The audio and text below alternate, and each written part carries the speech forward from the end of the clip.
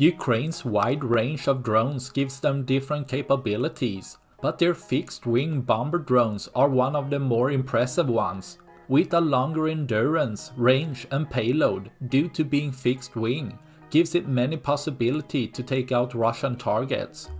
Being able to drop the payload several hundred meters up in the air with high accuracy shows an impressive combination of engineering and skillful drone operators, making the drone harder to detect higher up with such a low radar cross-section, resulting in a low cost per mission since the drone is reusable, low maintenance and low loss rate, being able to strike deeper behind defensive lines.